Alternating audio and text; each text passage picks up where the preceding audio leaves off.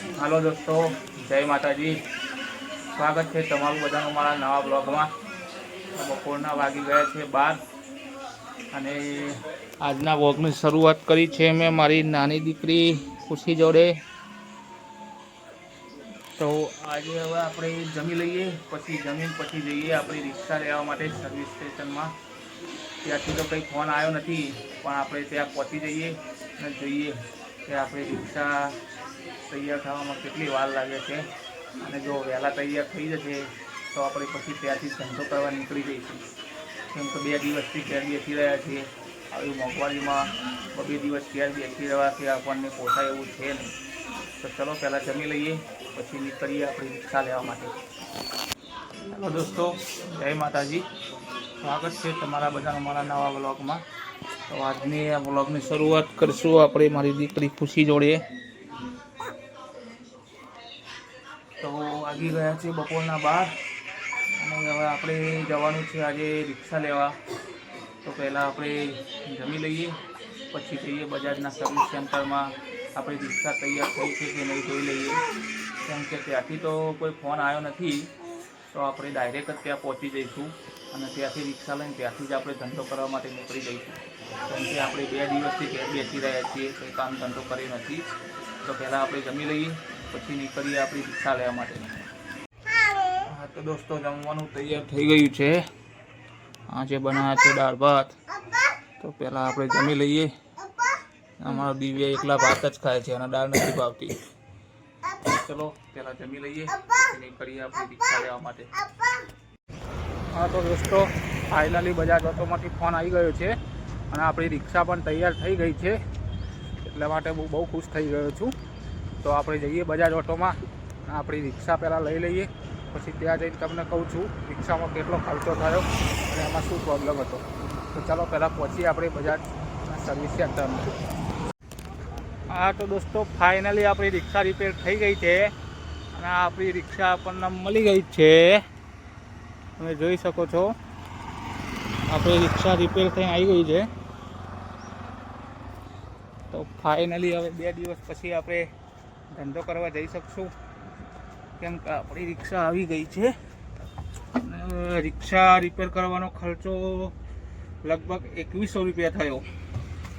અને મેં બહાર બતાડી હતી તો એ કારીગર મને 12 થી 14 હજારનો ખર્ચો કર્યો હતો. તો આપણે કંપનીમાં કરાવાઈ તો વોરંટીના કારણે આપણને 2100 રૂપિયામાં આપણું કામ થઈ ગયું. જો આપણે બધી સર્વિસ કંપનીમાં ના કરાવી હોત અને એક પણ સર્વિસ જો બહાર કરાવી હોત ને તો વોરંટી આપણી પાસ ના થાય અને આપણે 13 થી 14 હજાર રૂપિયા ખર્ચો પડત. એટલે આપણે બચી ગયા. તો દોસ્તો, તમે પણ કોઈ આવી ભૂલ ના કરતા અને રિક્ષા તમારા જોડે હોય તો એની બધી સર્વિસ કંપનીમાં જ કરાવજો. ભલે 200-500 રૂપિયા બધા ખર્ચો આવે, પણ તમારે આ સેફટી રહેશે કે કંઈ મોટો પ્રોબ્લેમ આવશે તો તમારી વોરંટી પાસ થઈ જશે. તો ચાલો દોસ્તો, હવે આપણે રેપિડો અને ઉબર ફોન કરી દઈએ અને આપણો ધંધો ચાલુ કરી દઈએ. પછી તમને બતાડું તો આજે કેટલું કામ થાય છે, કેટલું નથી રહેતું. તો અત્યારે વાગી ગયા છે બપોરના 2. આપણે સાંજે 8-9 વાગ્યા સુધી કામ કરશું. જોઈએ છીએ હવે કેટલું કામ થાય છે. હા તો દોસ્તો, ચિલોડાથી આપણને એક અઘોરાની નાની રાઈડ મળી ગઈ હતી ઉબરમાં. તો આપણે એ લઈ લીધી હતી. કેમ કે ચિલોડામાં કોઈ રાઈડ મળતી નહોતી, તો એના માટે આપણે નાની રાઈડ લઈ લીધી છે. હવે અહીંયા જોઈએ છીએ તપોવન સર્કલના આજુબાજુમાં બેસીએ છીએ. બીજી ક્યાંની રાઈડ મળે છે અને કઈ એપ્લિકેશનમાં મળે છે એ પછી હું તમને જણાવું છું. હા તો દોસ્તો, અહીંયા તપોવનથી આપણને એક દરિયાપુરની રાઈડ મળી છે રેપિડોમાં. તો આપણે એમના પિકઅપ લોકેશન ઉપર આવી ગયા છીએ, અહીંયા રાજપલ રોયલમાં. તો ચલો એ આવે એટલે એમને પિકઅપ કરીએ, પછી આપણે મળીએ દરિયાપુર અને ત્યાં જઈને તમને બતાડીએ એનું કેટલું ફેર થાય છે. હા તો દોસ્તો, આપણે દરિયાપુરની જે રાઈડ હતી એ કમ્પ્લીટ કરી દીધી છે. કસ્ટમરને પણ ડ્રોપ કરી દીધા છે. એના આપણને 208 રૂપિયા મળ્યા છે. એનો સ્ક્રીનશોટ લગાવી દઉં છું. જોઈ શકો છો આપણે આ લોકેશન ઉપર અત્યારે છીએ. હવે જોઈએ છીએ અહીંયાથી બીજી ક્યાંની રાઈડ મળે છે, પછી તમને જણાવું. હા તો બસ દરિયાપુરથી તો આપણને કોઈ રાઈડ નથી મળી, પણ ત્યાંથી પછી આપણે આવી ગયા હતા રાજસ્થાન હોસ્પિટલ બાજુ.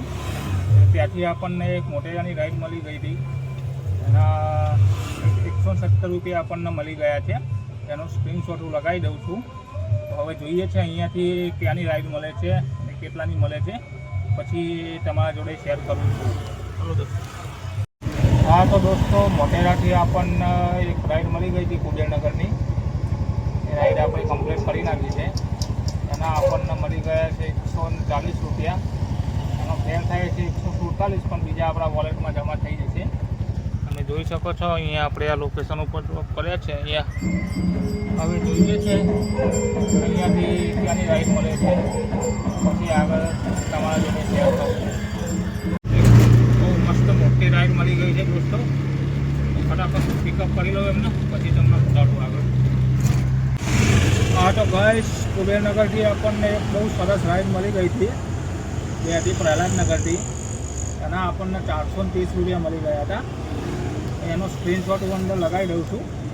આવી મોટી રાઈડ 2-3 મહિનામાં એક જ વાર મળે છે, રોજ રોજ નથી મળતી. મને આ ત્રીજી વાર આવી રાઈડ મળી છે. આ જે રિક્ષા ચલાવતા હોય ભાઈબંધોને કહેજો આવી બીજા કોને રાઈડો મળેલી છે. ચલો હવે અહીંયા પ્રહલાદનગરથી બીજી ક્યાંની રાઈડ મળે છે એ જોઈએ છીએ, પછી તમારા જોડે શેર કરીએ છીએ. હા તો ગાઈસ, પ્રહલાદનગરથી આપણને એક ગોતાની રાઈડ મળી ગઈ હતી. તો એ આપણે એક્સેપ્ટ કરી દીધી હતી અને અત્યારે આપણે આવી ગયા છીએ ગોતા. એ મેડમને પણ આપણે ડ્રોપ કરી દીધા છે અને એના આપણને ₹170 મળી ગયા છે. હવે અહીંયાથી જોઈએ છે, જો ઘર બાજુની રાઈડ મળે તો સારું છે, કેમ કે હવે 8 વાગી ગયા છે, એટલે ઘેર પહોંચતા હજુ 9 વાગી જશે. જોઈએ છે હવે રાઈડ મળે તો સારું છે, નહીં તો અહીંયાથી વૈષ્ણોદેવી સર્કલ જતા રહીશું અને ત્યાંથી લોકલ પેસેન્જર લઈ લઈશું. ચલો દોસ્તો, જોઈએ છે હવે રાઈડ મળે છે કે નથી મળતી. હા તો ગાઈસ, ગોતાથી આપણને ચાંદખેડાની એક ભાડું મળી ગયું હતું ઓફલાઈન. તો આપણે ગોતાથી પછી ₹100માં ચાંદખેડા આવી ગયા હતા અને પછી ચાંદખેડાથી ₹62ની એપ્રિલમાં રાઈડ લાગી હતી. તો આપણે ત્યાંથી પછી ભાટ આવી ગયા અને ભાટથી પછી ખાલી આપણે ઘેર આવી ગયા હતા. તો આટલું જ. પછી હવે કાલે ફરીથી નીકળશું ધંધો કરવા માટે અને પછી બતાડશું તમને કાલે કેટલું કામ થાય છે. તમારા બ્લોગ સારો લાગ્યો હોય તો લાઈક કરજો, શેર કરજો અને સબસ્ક્રાઈબ કરજો દોસ્તો. તો આવો સપોર્ટ મને બતાવતા રહેજો. ચલો દોસ્તો, ફરી મળશું નવા બ્લોગ સાથે. થેન્ક યુ દોસ્તો.